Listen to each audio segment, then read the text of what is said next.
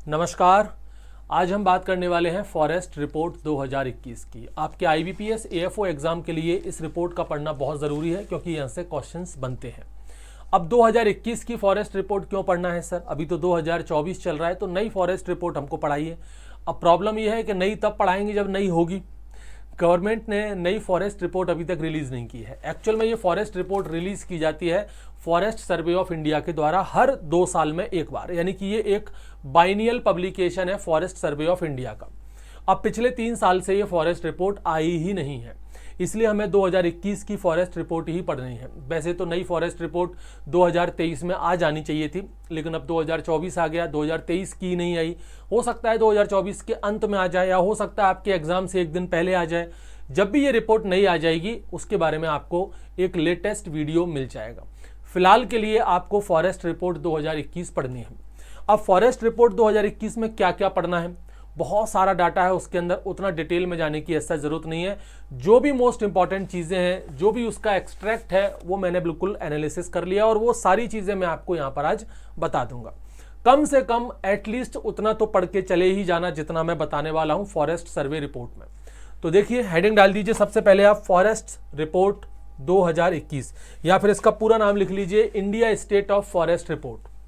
किस नाम से जानी जाती है ये? India state of forest report. ये हम लोग बात कर रहे हैं 2021 की, ठीक है जी। और मैंने आपको क्या बताया अभी थोड़ी देर पहले? मैंने आपको बताया ये एक बाइनियल पब्लिकेशन है। कैसा पब्लिकेशन है भैया?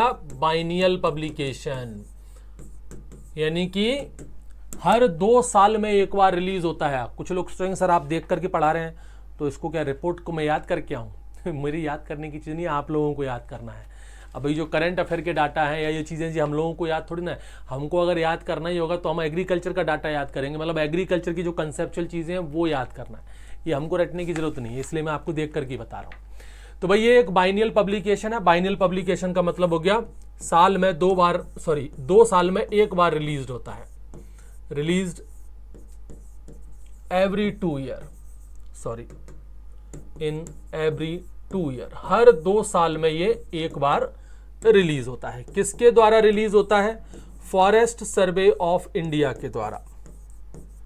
फॉरेस्ट सर्वे ऑफ इंडिया, जिसे शॉर्ट में हम लोग FSI के नाम से जानते हैं। आपको पता है फॉरेस्ट सर्वे ऑफ इंडिया, ये जो FSI है ये किसके अंतर्गत आता है? आप लोग सोच रहे होंगे सर ICR के अंतर्गत ही आता होगा। नहीं, ये एग्रीकल्चर मिनिस्ट्री का पार्ट नहीं है। तो फिर सर अब फॉरेस्ट है तो सीधी सी बात है, ये कौन सी मिनिस्ट्री आएगी इसमें? इसमें आती है ministry of environment, forest and climate change. ये मिनिस्ट्री है गवर्नमेंट ऑफ इंडिया की। इस मिनिस्ट्री के अंतर्गत फॉरेस्ट सर्वे ऑफ इंडिया आता है और वही इस रिपोर्ट को तैयार करता है। अगर मैं बात करूं यहां पर 2021 की फॉरेस्ट रिपोर्ट की, तो ये कौन सी फॉरेस्ट रिपोर्ट है? ये अब तक की 17वीं फॉरेस्ट रिपोर्ट है, 17th रिपोर्ट है ये। कौन सी वाली? फॉरेस्ट रिपोर्ट 2021, यानी कि अब तक 16 रिपोर्ट और आ चुकी हैं। और ये जो हम आज पढ़ रहे हैं ये 17वीं है और 18वीं आनी बाकी है। 18वीं जो रिपोर्ट वैसे आ जानी चाहिए थी 2023 में, लेकिन नहीं आ पाई। क्यों नहीं आ पाई, क्या है वजह, वो उससे हमें मतलब नहीं, आ जाएगी तब पढ़ लेंगे। तो फॉरेस्ट रिपोर्ट 2021 भी जो रिपोर्ट है वो कौन सी है? 17वीं रिपोर्ट है। अच्छा, तो पहली रिपोर्ट सर कब बनी थी इसकी जो सबसे पहली रिपोर्ट थी फॉरेस्ट रिपोर्ट, वो 1987 में आई थी, 1987 सबसे पहली रिपोर्ट 1987 में थी। फिर हर 2 साल में ये रिपोर्ट आती रही। अच्छा, ऐसा पहले कभी और हो चुका है क्या कभी 2 साल में ये रिपोर्ट ना आई हो? ऐसा पहले भी हो चुका है। लगातार ये रिपोर्ट आती रही। 10वीं रिपोर्ट जब इसकी आई थी तो वो 2005 में आई थी। उसके बाद 2007 में 11वीं रिपोर्ट आनी थी, वो नहीं आई। सीधे आई 11वीं रिपोर्ट 2009 में, और फिर 2009 के बाद फिर हर 2 साल में आती रही। फिर 2021 में ये 17वीं रिपोर्ट आई। फिर आनी थी 2023 में, वो नहीं आई है, यानी कि ये दूसरी बार लेट हुआ है। तो ये सब चीज़ों पर क्वेश्चन नहीं आने हैं कौन कितना लेट हुआ है, ये सिर्फ आपके आइडिया के लिए बता रहे हैं। तो फिलहाल जो हम रिपोर्ट 2021 की पढ़ रहे हैं वो 17वीं रिपोर्ट है, और सबसे पहली रिपोर्ट जो है इसकी वो 1987 में आई थी। अब इस फॉरेस्ट रिपोर्ट में होता क्या क्या है, किन किन चीज़ों को कवर किया जाता है, किन किन बातों का डाटा इस फॉरेस्ट रिपोर्ट के अंदर दिया जाता है। India state of forest report ISFR 2021 ये क्या क्या कवर करता है? It covers the information of, किन किन चीज़ों की इंफॉर्मेशन कवर करता है? दो मोस्ट इंपॉर्टेंट इंफॉर्मेशन जिन पर आपको फोकस होना चाहिए, एक तो है फॉरेस्ट कवर, दूसरा है ट्री कवर। अब इन बातों में अंतर है, बिल्कुल अंतर है। फॉरेस्ट कवर अलग है और ट्री कवर अलग है, इस बात को ध्यान रखना। फॉरेस्ट कवर क्या होता है, ट्री कवर क्या होता है, ये भी आपको बता देंगे। इसके अलावा हम बात करें यहां पर मैनग्रूव्स कवर की, मैनग्रूव्स कवर हो गया। इसके अलावा ग्रोइंग स्टॉक्स हैं, ग्रोइंग स्टॉक्स हो गए। इसके अलावा एक कार्बन स्टॉक का डाटा भी ये प्रोवाइड करता है, carbon stock in India's forest, Bharat में जो जंगल है उसमें कार्बन स्टॉक कितना है, अभी होता क्या है वो भी आपको बता देंगे। इसके अलावा जंगल में आग लगी किसने देखा, फॉरेस्ट सर्वे ऑफ इंडिया ने देखा, और वो फॉरेस्ट फायर मॉनिटरिंग की रिपोर्ट भी देता है। फॉरेस्ट फायर मॉनिटरिंग की रिपोर्ट भी फॉरेस्ट सर्वे ऑफ इंडिया के अंदर दी जाती है। इसके अलावा दो डाटा इसमें नए दिए गए हैं, एक तो है भाई forest cover in tiger reserve area, tiger reserve area, ये सबसे पहली बार दिया गया है, first time in the report. इस रिपोर्ट में 2021 की रिपोर्ट में पहली बार ये रिपोर्ट दिया गया है कि जो अपने भारत में टाइगर रिजर्व है उनके अंदर फॉरेस्ट एरिया कितना है, इससे पहले ये डाटा नहीं आता था, तो ये एक नया डाटा है। इसके अलावा एक और नया डाटा दिया गया है और वो है above ground estimates, above ground estimates of biomass. ठीक है, ये कैसे कैलकुलेट किया गया है, ये कैलकुलेट किया गया है using the SAR data, SAR data. इसके अलावा एक है क्लाइमेट चेंज, चाहो तो इसी के आगे कंटिन्यू करके लिख सकते हो, and climate change hot spot, climate change hot spot in Indian forest, in Indian forest. ये भी इस रिपोर्ट में पहली बार ही दिया गया है, first time in the report. इस रिपोर्ट में इस डाटा को भी सबसे पहली बार बताया गया है, याद रखना। ठीक है, चलो अब बात करते हैं, यहां पर थोड़ा सा मैं आपको जानकारी दे दूं फॉरेस्ट कवर क्या है और ट्री कवर क्या है उसके बारे में, फिर उसके बाद इसके डाटा को पढ़ते हैं। तो सबसे पहले आप फॉरेस्ट कवर को समझिए कि फॉरेस्ट कवर क्या है। देखिए, इसको आप ऐसे उदाहरण के तौर पर पढ़िए कि मान लीजिए आपके घर के बाहर ही कोई एक छोटी सी जगह है, मान लीजिए मेरे घर के बाहर एक 2 बीघा का एक छोटा सा खेत पड़ा हुआ है, खाली खेत है, 2 बीघा का ही है मान लीजिए, और उसमें कुछ 2 4 6 पेड़ लगे हुए हैं, जंगली पेड़ मान लीजिए, कोई भी पेड़ मान लीजिए, उसके अंदर पेड़ लगे हुए हैं। क्या वो फॉरेस्ट कवर में काउंट होंगे? क्या उनको फॉरेस्ट कवर में काउंट किया जाएगा? आंसर है नहीं। तो पर किन पेड़ों को हम लोग फॉरेस्ट कवर में काउंट करते हैं, उसका क्राइटेरिया तो कुछ होगा। कौन सा क्राइटेरिया है कि भाई हाँ ये जो पेड़ है इनको फॉरेस्ट कवर में काउंट किया जाएगा और ये जो पेड़ लगे हुए हैं इनको फॉरेस्ट कवर में काउंट नहीं किया जाएगा? इसके लिए क्राइटेरिया को समझिए। क्राइटेरिया क्या है? सबसे पहले जैसे उदाहरण के तौर पर मान लीजिए ये एक बड़ा सा एरिया है, कोई मान लीजिए एक गिवन एरिया है, इस एरिया में आबादी भी है, जंगल भी है, तो पहली चीज वो फॉरेस्ट एरिया जो है वो कब माना जाएगा? मान लीजिए मैं कहूँ यहाँ से एक इतना सा एरिया है, ये जो एरिया है वो पहली कंडीशन तो है कि भाई 1 हेक्टेयर से ज़्यादा होना चाहिए। सबसे पहली कंडीशन क्या है? एरिया 1 हेक्टेयर से ज़्यादा होना चाहिए जिस एरिया के अंदर हम लोग फॉरेस्ट की बात कर रहे हैं। तो मान लीजिए मैं कह रहा हूँ कि भाई ये जो एरिया है इस पूरे एरिया में जंगल लगे हुए हैं, पूरे के पूरे एरिया में पेड़ पौधे ही हैं, पूरा जंगल एरिया है, होते हैं कई सारी जगहों पर ऐसे। तो ये पूरा कैसा है? जंगली एरिया है। एरिया कितना है? 1 हेक्टेयर से ज़्यादा है। ठीक है, ये लो, ये 1 हेक्टेयर से ज़्यादा का एरिया है। सबसे पहली condition, first requirement, forest cover की सबसे पहली रिक्वायरमेंट के 1 हेक्टेयर का तो कम से कम एरिया होना चाहिए, मतलब 1 हेक्टेयर से ज़्यादा का कम से कम एरिया होना चाहिए। अब एरिया 1 हेक्टेयर से ज़्यादा का है, मान लीजिए मेरे घर के बाहर ही 1 हेक्टेयर से ज़्यादा का एरिया पड़ा है, पेड़ लगे हैं उसमें 2 तो क्या वो फॉरेस्ट कवर में काउंट होगा? नहीं होगा। केवल एरिया ज़्यादा होने से, एरिया ज़्यादा इतना है 1 हेक्टेयर, ये तो मिनिमम रिक्वायरमेंट है। अब दूसरी रिक्वायरमेंट क्या है? फर्स्ट रिक्वायरमेंट तो वो हो गई, दूसरी रिक्वायरमेंट ये है कि यहाँ पर जो ट्री कैनोपी डेंसिटी है वो 10% से ज़्यादा होनी चाहिए। ट्री कैनोपी डेंसिटी ये कितनी होनी चाहिए? मोर देन 10%, या कहें 10% या मोर देन 10%, ये 10% या उससे ऊपर होनी चाहिए। उसके बाद ही इसको हम लोग फॉरेस्ट कवर में काउंट करेंगे। ये 2 चीजें बड़ी ध्यान से समझ लेना। कौन कौन सा? पहली रिक्वायरमेंट कि भाई एरिया 1 हेक्टेयर से ज्यादा होना चाहिए और उस एरिया के अंदर जो प्लांट्स हैं या जो भी ट्री कैनोपी डेंसिटी है वो 10% या उससे ज्यादा होनी चाहिए, तभी उसको फॉरेस्ट कवर में काउंट किया जाएगा, नहीं तो फॉरेस्ट कवर में उसको काउंट नहीं करना है। अब गई बात समझ में? अच्छा चलो एक और बात बताते हैं आपको कि ये जो फॉरेस्ट कवर है उसका क्लासिफिकेशन थोड़ा देखिए आप, बड़ा इंपॉर्टेंट है ये फॉरेस्ट कवर क्लासिफिकेशन। देखो यहां पर इसको ना हमने 5 पार्ट में डिवाइड किया है, लेकिन फॉरेस्ट कवर में बेसिकली 3 ही चीजों को इंक्लूड किया जाता है। तो वो 3 कौन से हैं वो देखेंगे, और 5वें जो 2 और बचेंगे उनको थोड़ा सा देर में बताते हैं। पहले इन दोनों को देख लो, 3 को देख लो। सबसे पहला तो है very dense forest, very dense forest जिसको शॉर्ट में VDF के नाम से भी जाना जाता है।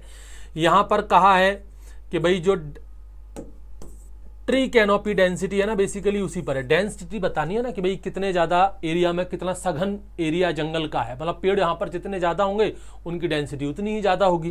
तो भाई जैसे हमने कहा कि यहां पर ट्री कैनोपी डेंसिटी, बस वही आपको समझना है कितनी होनी चाहिए।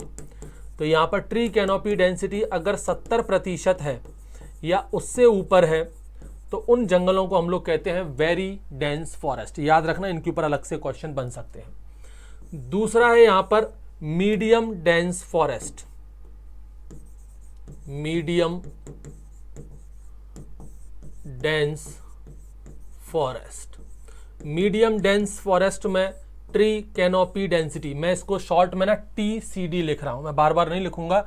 ट्री कैनोपी डेंसिटी TDC, हालांकि ऐसी कोई चीज नहीं है, मैंने अपने मन से बना करके लिख दी है, क्योंकि यहां बोर्ड पर बार बार लिखने में आप पूरा ही लिखना, मैं शॉर्ट में, मैं टीचर हूं, मैं कुछ भी लिख सकता हूं। तो TDC ट्री कैनोपी डेंसिटी। अब ये कितनी होनी चाहिए? यहां पर ट्री कैनोपी डेंसिटी 40% हो या फिर इससे ऊपर हो। अब इससे ऊपर कितनी? 40% से ऊपर, तो भाई 70% से ऊपर भी 40% से ऊपर ही मानी जाती है। तो ध्यान रखिएगा, लेस देन 70%, 40% या उससे ऊपर हो लेकिन 70% से कम हो, ठीक है, तो वो आपका आएगा मीडियम डेंस फॉरेस्ट के अंदर। उसके अलावा फिर तीसरा फॉरेस्ट है यहां पर ओपन फॉरेस्ट। तीसरी जो कैटेगरी है वो ओपन फॉरेस्ट की है, जिसको शॉर्ट में OF कहा जाता है। यहां पर ट्री कैनोपी डेंसिटी जो TCD है वो है आपका 10% या उससे ऊपर, लेकिन 40% से ज्यादा नहीं होना चाहिए, बट लेस देन 40%। कोई समस्या नहीं है इस बात में, तीनों बातें समझ में आ गई, बहुत आसान है। Very dense forest, medium dense forest और open forest. Very dense forest BDF total canopy density यहां पर 70% या उससे ऊपर होनी चाहिए। मीडियम डेंस फॉरेस्ट में TDP मतलब TDC जो है आपका ट्री कैनोपी डेंसिटी वो 40% या उससे ऊपर लेकिन 70% से कम। ओपन फॉरेस्ट में TCD यानी कि टोटल ट्री कैनोपी डेंसिटी 10% या उससे ऊपर लेकिन 40% से कम।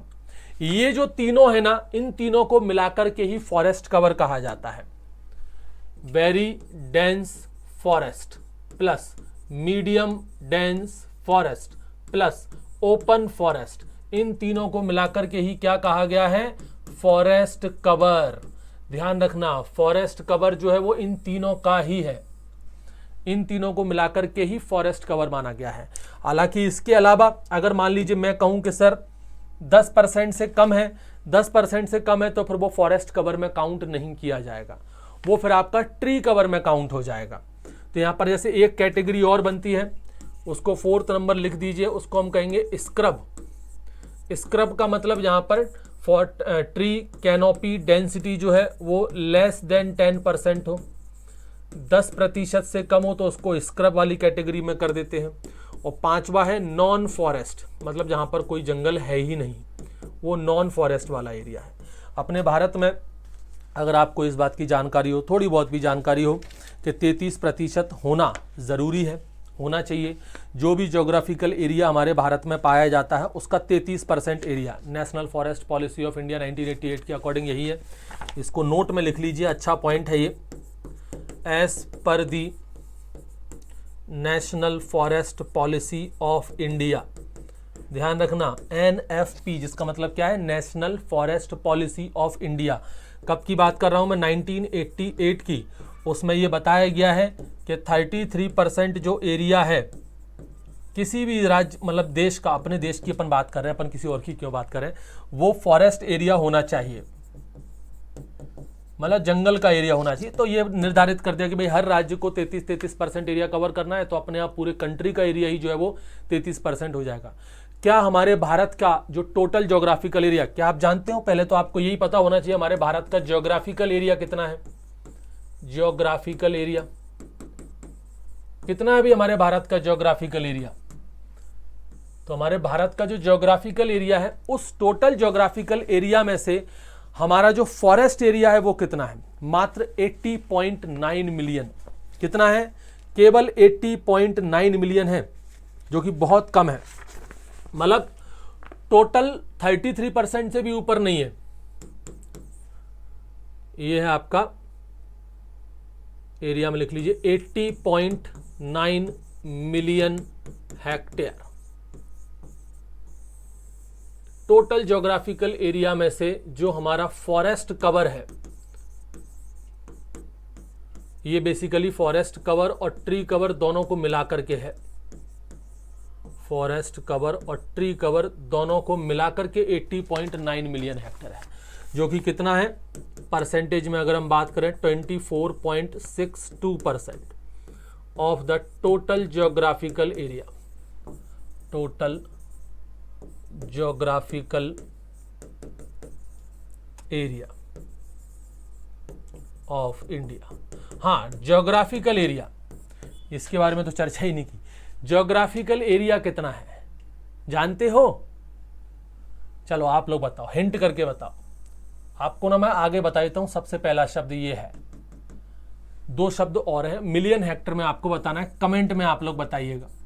गूगल पे भी सर्च करोगे तो भी मिल जाएगा, पर उम्मीद करता हूं कि आप लोगों को गूगल पर सर्च करने की जरूरत नहीं पड़ेगी। एग्रीकल्चर के बच्चे हैं तो पता होगा कि भारत का ज्योग्राफिकल एरिया कितना है। तो जितना भी हमारे भारत का टोटल ज्योग्राफिकल एरिया है, उस एरिया में से 80.9 मिलियन हेक्टेयर एरिया में, यानी कि उस एरिया का ये 24.62% ही है जिसमें फॉरेस्ट कवर है, मतलब फॉरेस्ट एरिया है। मतलब इसमें फॉरेस्ट कवर और ट्री कवर दोनों है। जबकि होना कितना चाहिए था? होना चाहिए था 33%। होना कितना चाहिए था? होना चाहिए था 33%, लेकिन क्या इतना है? नहीं है। हमारे भारत का जो टोटल फॉरेस्ट एरिया है वो कितना है? 24.62% है। इस बात को आप लोग ध्यान रखें। अच्छा, इसमें से अगर हम बात करें, जैसे भी मैंने यहाँ पर आपको क्लासिफिकेशन बताया था, उसमें भी कुछ और बातें हैं, इंपॉर्टेंट पॉइंट्स हैं। जैसे ट्रू डेंस फॉरेस्ट है, तो हमारे भारत का जो ज्योग्राफिकल एरिया है उसमें से ट्रू डेंस फॉरेस्ट कितना है? तो इसको ना आप वो भी लिख लीजिए, अच्छा डाटा है ये, 3.04%। ट्रू डेंस फॉरेस्ट कितना है? यानी कि हमारे पूरे भारत का जो ज्योग्राफिकल एरिया है उसका ट्रू डेंस फॉरेस्ट कितना है? 3.04% है। और इस मीडियम का कितना है?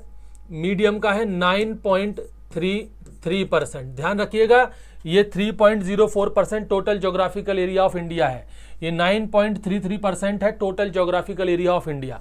ऐसे ही ओपन फॉरेस्ट की बात करें तो ओपन फॉरेस्ट है 9.34% of the total geographical area. ठीक है, और फिर उसके बाद ये स्क्रब वाला था। स्क्रब का जो एरिया है ये है आपका, इसको यहाँ लिख लीजिए, 1.42% ऑफ टोटल ज्योग्राफिकल एरिया। सबसे ज्यादा जो है वो नॉन फॉरेस्ट का है। नॉन फॉरेस्ट का कितना है? 76.87% ऑफ टोटल ज्योग्राफिकल एरिया। कितना है भैया? 76.87% ऑफ टोटल ज्योग्राफिकल एरिया। इस बात को आप लोग ध्यान रखें, बहुत इंपॉर्टेंट है, मोस्ट इंपॉर्टेंट है। अच्छा, एक और बात, ये जो मैंने आपको कहा है, ये जो एरिया आपको बताया गया 80.9 मिलियन हेक्टर या फिर 24.62 हेक्टर, ये फॉरेस्ट कवर और ट्री कवर दोनों का है। अगर इसमें से केवल फॉरेस्ट कवर की ही बात की जाए, केवल और केवल फॉरेस्ट कवर कितना है, तो वो फॉरेस्ट कवर है 21.71% of the total geographical area. GA का मतलब हो गया ज्योग्राफिकल एरिया। भारत का जो टोटल ज्योग्राफिकल एरिया है उसका केवल 21.71% है फॉरेस्ट कवर। वैसे ओवरऑल हम बात करें तो फॉरेस्ट कवर और ट्री कवर दोनों मिलाकर के 24.62% है, और इस 24.62% में से फॉरेस्ट कवर केवल 21.71% है। मेरे हिसाब से अब आपको कोई भी दिक्कत नहीं होगी, ठीक है। अच्छा, अब तो आप लोग समझ गए होंगे कि कितना एरिया है। नहीं पता तो चलो मैं बता देता हूं, कहीं आप लोगों को यही ना लगने लगे कि शायद टीचर को ही ना पता हो। टीचर को इतना ही बुद्धू मत समझो।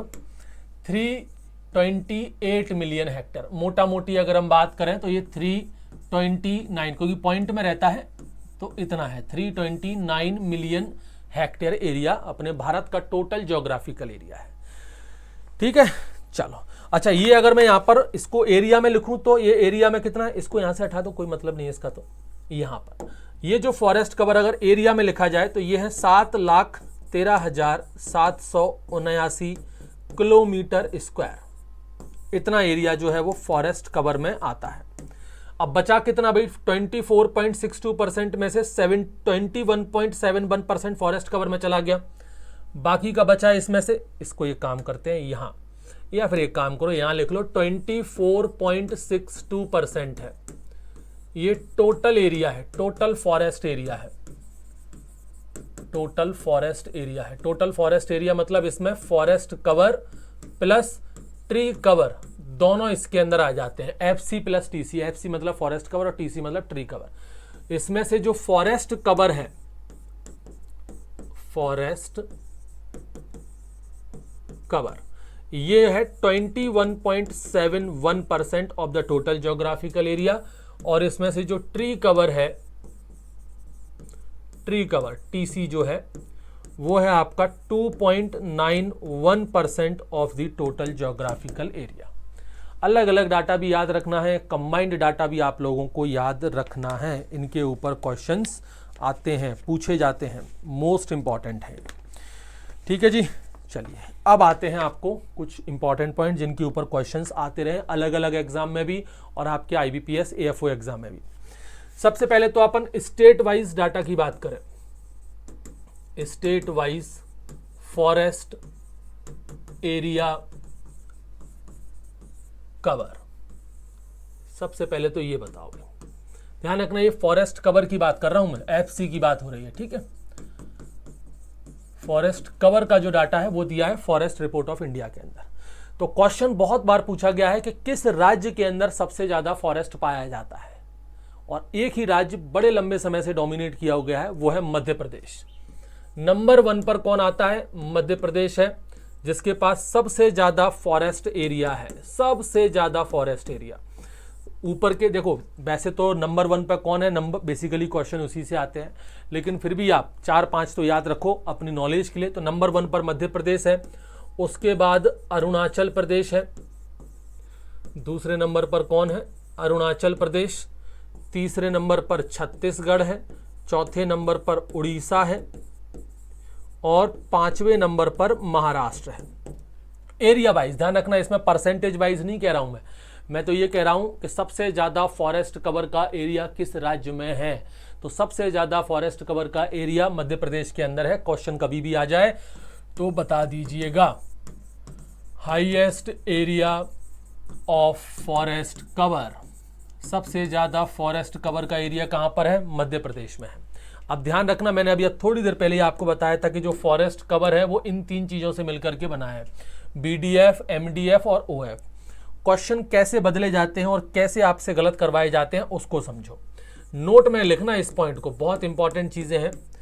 अब मान लीजिए आपसे क्वेश्चन पूछ लिया कि ये बताइए, अगर क्वेश्चन जो है वो वेरी डेंस फॉरेस्ट के टर्म में पूछा जाए कि सबसे ज़्यादा वेरी डेंस फॉरेस्ट यानी कि BDF वाला जो एरिया है, स्टेट एरिया है, वो कौन सा है? हाईएस्ट, सबसे ज़्यादा वेरी डेंस फॉरेस्ट एरिया किस राज्य में पाया जाता है? अब आपका आंसर मध्य प्रदेश नहीं होगा, अब आपका आंसर होगा अरुणाचल प्रदेश। अरुणाचल प्रदेश, इस बात को ध्यान रखिएगा। अब आंसर यहां पर अरुणाचल प्रदेश होगा, फर्स्ट नंबर पर आ जाएगा अरुणाचल प्रदेश। और अगर आपसे क्वेश्चन पूछ लिया जाए, अगर क्वेश्चन आपसे मॉडरेट फॉरेस्ट कवर में पूछ लिया जाए, तो मॉडरेट डेंस फॉरेस्ट में पूछ लिया जाए, जिसको हम कहें MDF, फिर इसमें पूछ लिया जाए कि अब बताइए कौन सा राज्य जो है उस पर एरिया सबसे ज़्यादा है, हाईएस्ट है, तो फिर आंसर आपको मध्य प्रदेश ही देना है। इसमें मध्य प्रदेश ही नंबर 1 पर है। और अगर क्वेश्चन ओपन फॉरेस्ट का पूछ लिया जाए कि ओपन फॉरेस्ट का एरिया सबसे ज़्यादा कहाँ पर है, OF, यहाँ पर कौन सा राज्य है जिसमें सबसे ज़्यादा एरिया है, तो उसमें भी आंसर आपका मध्य प्रदेश ही रहेगा, MP ही यहाँ पर फर्स्ट रहेगा। ठीक है, याद रखना। तो ओवरऑल एरिया में तो मध्य प्रदेश आगे है ही, लेकिन बस आंसर थोड़ा चेंज हो जाएगा अगर वो स्पेशल वेरी डेंस फॉरेस्ट का पूछता है, तब आंसर आपका हो जाएगा अरुणाचल प्रदेश। ठीक है, अगला डाटा आ जाओ जो बड़ा कंफ्यूजिंग करता है, वो है परसेंट वाइज फॉरेस्ट कवर। अब किस राज्य के पास टोटल ज्योग्राफिकल एरिया कितना है और उस ज्योग्राफिकल एरिया में से फॉरेस्ट कवर कितना है? मतलब जैसे मान लीजिए मैं कहूं कि मेरे पास 100 रुपए हैं, 100 रुपए में से मैंने 70 रुपए खर्च कर दिए, तो मैंने कितना खर्चा किया? मैंने 70% खर्च किए। तो सुनने में तो बहुत लग रहा है कि 70% खर्च किया, लेकिन एक्चुअल में खर्च कितना किया है? मेरे पास था ही कम, 100 रुपए ही तो थे, 100 में से मैंने 70 रुपए खर्च कर दिए। तो 70 रुपए कहने में थोड़ा बेकार लग रहा है कि 70 रुपए ही तो खर्च किए हैं, कम है। लेकिन परसेंटेज में बताऊं तो थोड़ा ज्यादा लगेगा कि मेरे पास जितना कुछ था उसका 70% मैंने खर्च कर दिया। अब मान लीजिए किसी के पास है 1 लाख रुपए, किसी के पास 1 लाख रुपए है और उसने उस 1 लाख रुपए का 10% खत्म कर दिया। तो 1 लाख रुपए का 10% कितना हो गया? 10,000 रुपए। तो उसने 10,000 रुपए खर्च किए। तो 10,000 रुपए अगर वो कहे कि मैंने 10,000 खर्च किए और मैं कहूं कि मैंने 70 रुपए खर्च किए, तो मेरे कितने कम लग रहे हैं। लेकिन अगर परसेंटेज देखा जाए कि मेरे पास कुल 100 थे और 100 में से मैंने 70 खर्च कर दिए, मतलब मैंने 70% खर्च किया है। उसके पास 1 लाख थे और 1 लाख में से उसने 10,000 खर्च किए, मतलब उसने 10% खर्च किया है। तो प्रतिशत के हिसाब से वो बहुत कम लग रहा है, मैं बहुत ज़्यादा लग रहा हूँ। तो यही चीज़ें हैं। तो मतलब कहने का मतलब ये हो गया कि किसने ज़्यादा खर्च किया, तो भाई वो 10,000 है, उसने ज़्यादा खर्च किया है। तो उस मामले में मध्य प्रदेश आगे है कि भाई किसके पास सबसे ज़्यादा एरिया, तो मध्य प्रदेश के पास सबसे ज़्यादा एरिया। लेकिन परसेंटेज के हिसाब से पूछा जाए कि जिस राज्य का जितना भी ज्योग्राफिकल एरिया है, उस ज्योग्राफिकल एरिया में फॉरेस्ट कवर किसके पास ज़्यादा है, परसेंटेज में बताइए, तो फिर मध्य प्रदेश यहां पर नहीं रहेगा। उस कंडीशन में आंसर हो जाएगा मिजोरम। कौन हो जाएगा आंसर यहां पर? मिजोरम। अरे वाह, राम आ गया इसके अंदर। तो मिजोरम है। मिजोरम में जितना भी ज्योग्राफिकल एरिया है 84.53% उसका ज्योग्राफिकल एरिया है। ध्यान रखना, ये टोटल ज्योग्राफिकल एरिया भारत का नहीं है, मिजोरम राज्य का जो जितना भी ज्योग्राफिकल एरिया है उस ज्योग्राफिकल एरिया का 84.53% एरिया क्या है आपका? फॉरेस्ट कवर है। यानी कि होना 33% चाहिए था, यहां पर तो बहुत ज्यादा है, जो कि हाईएस्ट है। उसके बाद सेकंड नंबर पर अरुणाचल प्रदेश है। अरुणाचल प्रदेश नंबर 2 पर है अरुणाचल प्रदेश। अरुणाचल प्रदेश के पास 79.33% है, ये सेकंड नंबर पर है। तीसरे नंबर पर है मेघालय। मेघालय है 76% है। चौथे नंबर पर है मणिपुर 74.3% एरिया है। और 5वें नंबर पर है नागालैंड, यह है 73.90%। ठीक है, क्वेश्चन बनता है इसके ऊपर और बहुत बहुत अच्छे क्वेश्चन बनते हैं, इसलिए इस बात को आप लोग ध्यान रखना। अच्छे पॉइंट्स इसके ऊपर आ जाते हैं। चलिए अब बात करें अपन लोग इंक्रीज इन फॉरेस्ट कवर, कि भाई 2021 की जो फॉरेस्ट रिपोर्ट है, फॉरेस्ट रिपोर्ट 2021, इससे पहले की जो फॉरेस्ट रिपोर्ट थी वो 2019 की थी। पिछली वाली जो फॉरेस्ट रिपोर्ट थी, प्रीवियस फॉरेस्ट रिपोर्ट, शॉर्ट में लिख देता हूं मैं इसको, प्रीवियस फॉरेस्ट रिपोर्ट FR 2019। तो भाई पिछली वाली की तुलना में अगर हम 2021 में देखें तो कहां पर फॉरेस्ट कवर इंक्रीज ज्यादा हुआ है, मतलब किसने ग्रोथ अच्छी की है, increase in the forest cover. अब ये डाटा देख लीजिए, यानी पिछली वाली रिपोर्ट के अनुसार, यानी 2019 के हिसाब से 2021 में किसमें ज्यादा उछाल आया है, किसने ज्यादा प्रमोशन लिया है, मतलब किसका एरिया ज्यादा बढ़ा है, किस राज्य का। तो उसमें सबसे पहले आता है आंध्र प्रदेश। आंध्र प्रदेश में 647 किलोमीटर स्क्वायर एरिया की बढ़ोतरी की है, जो कि हाईएस्ट है। सबसे ज्यादा फॉरेस्ट कवर कहां पर बढ़ा है, आंध्र प्रदेश के अंदर बढ़ा है। दूसरे नंबर पर है तेलंगाना। तेलंगाना ने 632 किलोमीटर स्क्वायर एरिया में बढ़ोतरी की है। तीसरे नंबर पर है उड़ीसा। उड़ीसा में 537 किलोमीटर स्क्वायर एरिया में बढ़ोतरी की है। और चौथे नंबर पर है कर्नाटका, जिसने 155 किलोमीटर स्क्वायर एरिया में बढ़ोतरी की है। और पांचवें नंबर पर लिख लीजिए झारखंड, जिन्होंने 110 किलोमीटर स्क्वायर एरिया में बढ़ोतरी की है। ठीक है, याद रखना। चलो अब आते हैं अपन सीधे मैन ग्रुप्स पर। मैन ग्रुप समझते हो क्या होते हैं? उम्मीद करता हूं सभी लोग समझते होंगे। मुझे फोटो दिखाने की यहां पर जरूरत नहीं है, गूगल पर सर्च कर लेना, आपको पता चल जाएगा कि मैन ग्रुप्स होते क्या हैं। तो मैन ग्रुप्स की बात करें अपने भारत में, पहले तो ये बताओ टोटल मैन ग्रुप्स का एरिया कितना है। Total man group area of India, अपने भारत का टोटल मैन ग्रुप एरिया जो इस रिपोर्ट के अनुसार है वो है 4992 किलोमीटर स्क्वायर। ये है।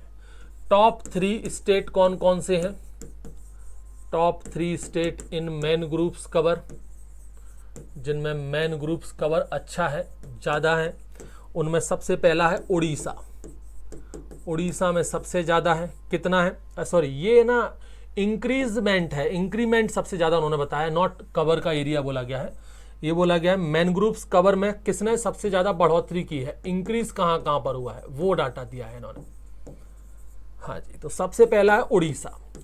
सबसे ज़्यादा बढ़ोतरी जो है उड़ीसा ने की है, लगभग 8 kilometre square area man groups में। उसके बाद है महाराष्ट्र 4 किलोमीटर स्क्वायर एरिया में। और उसके बाद है कर्नाटका 3 किलोमीटर स्क्वायर एरिया में इन्होंने बढ़ोतरी की है। ठीक है, ध्यान रखिएगा। अपने भारत में अगर हम बात करें, भारत का छोड़ो पूरी दुनिया की अगर हम बात करें, अच्छा पॉइंट है, चाहो तो लिख लो, इसको नोट करके लिख लो, बहुत अच्छा पॉइंट है। सुंदरबन का नाम आप लोगों ने सुना है?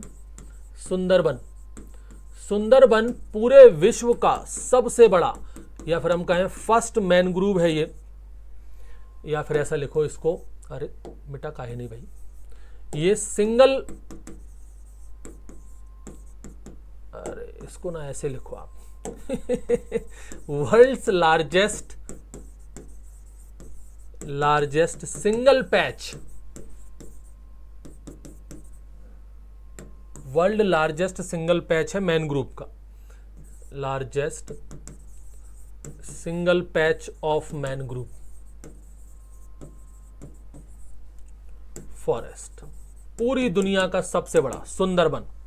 पता है आपको ये नॉर्थ बे ऑफ बंगाल में लोकेटेड है, उधर नॉर्थ बे ऑफ बंगाल, इसका ज़्यादातर एरिया जो है अपने भारत में और वेस्ट बंगाल में बहुत आता है। ठीक है, और ये सबसे पहला मैन ग्रुप भी है जो कि साइंटिफिक मैनेजमेंट के अंतर्गत लाया गया है, in the world which comes under scientific management, scientific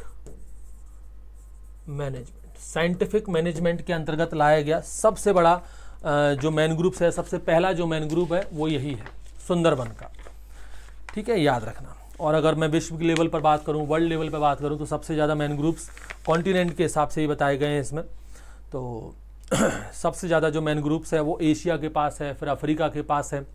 और वैसे अगर कंट्रीज़ के हिसाब से बात करें तो इंडोनेशिया के पास 19% मैनग्रूव्स है, कोई ज़रूरत नहीं है। ब्राज़ील के पास 9% है, नाइजीरिया के पास 7% है। ये मुश्किल है अपने EFO एग्ज़ाम में ऐसे क्वेश्चन पूछे जाएँ, याद रखिएगा।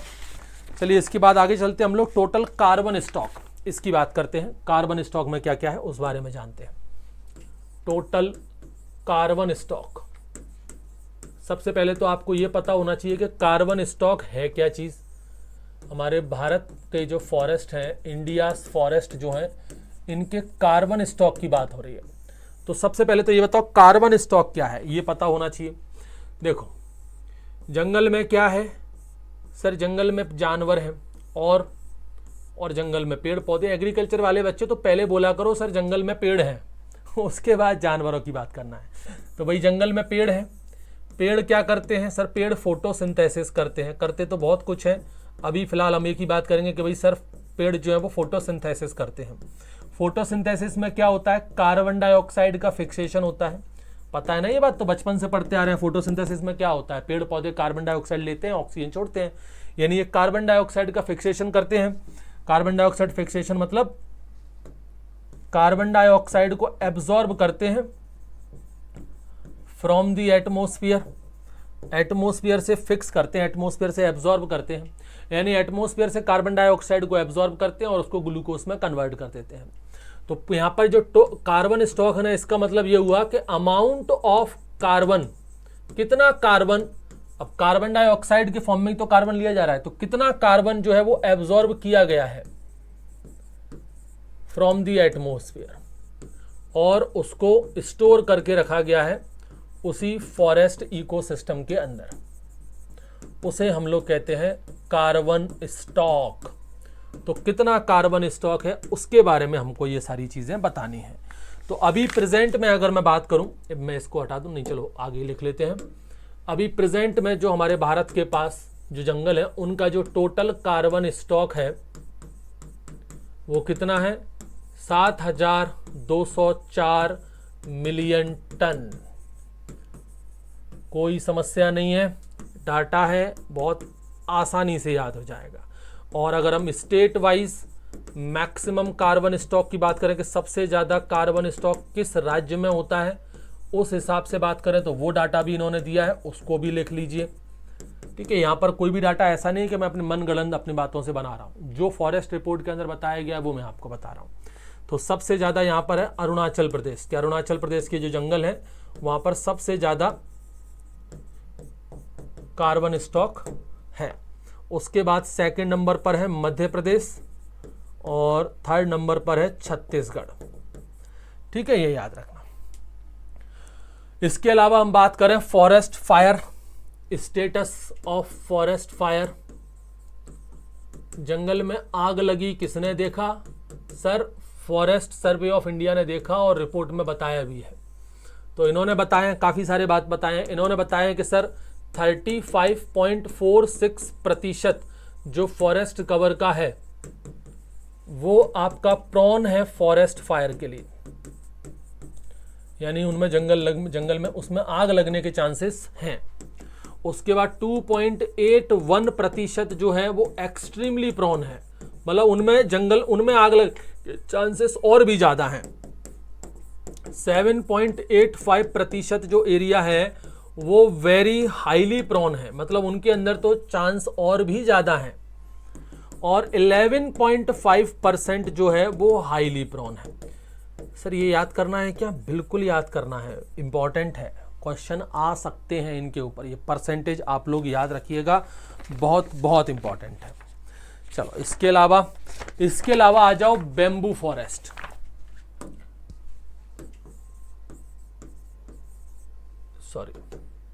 बेम्बू फॉरेस्ट के बारे में।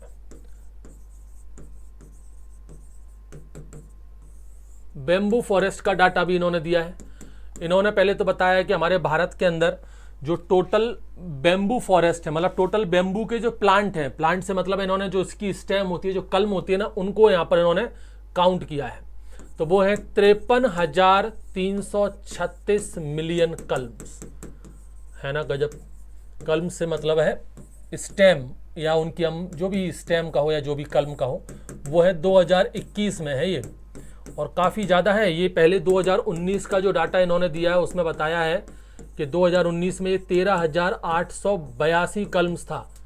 सोचो कितनी बढ़ोतरी की है हमने, इतना इंक्रीज हुआ है। 2019 में ये 13,882 था, वहीं 2021 में ये 53,336 मिलियन कलम हो गया। तो काफ़ी ज़्यादा इंप्रूवमेंट हुआ है बेम्बू स्टेट, बेम्बू को लेकर के, तो इसको ध्यान रखना। इसके अलावा हम बात करें इनके वेट की, कि टोटल वेट कितना है, तो टोटल जो एस्टिमेटेड वेट है इनका, और वो भी ग्रीन बेम्बू का है, सुखाया हुआ नहीं, green bamboo, green total estimated green bamboo weight, या green weight of the bamboo, या ग्रीन बेम्बू वेट, जो भी लिखना चाहो लिख लो, बेम्बू वेट, वो है 402 मिलियन टन। 402 मिलियन टन है। हो जाएगा, याद करना पड़ेगा, याद कर लेना। और इसके अलावा राज्यों की बात कर लें सर, सबसे ज़्यादा एरिया कहाँ पर मिलेगा, bamboo bearing area, maximum bamboo bearing area, तो ये आपको मिलेगा मिजोरम में, ठीक है। और मिनिमम बेम्बू बियरिंग एरिया सबसे कम कहाँ मिलेगा, तो सबसे कम मिलेगा आपको मध्य प्रदेश के अंदर, ठीक है। ये इतना डाटा जो मैंने आपको बताया है, इतना तो आप लोग पढ़ ही लीजिए, मोस्ट इम्पॉर्टेंट है, पूरे चांसेस हैं यहाँ से क्वेश्चन आने के। ये आपका फॉरेस्ट रिपोर्ट 2021 का निचोड़ हुआ ख़त्म आपके IBPS AFO एग्ज़ाम के लिए, और बाकी के जो भी एग्ज़ाम है जिनमें करंट अफेयर से ऊपर क्वेश्चंस पूछते हैं, वहाँ से इसके ऊपर क्वेश्चंस बन जाते हैं। तो मिलते हैं फिर किसी अगले लेक्चर में। जय हिंद।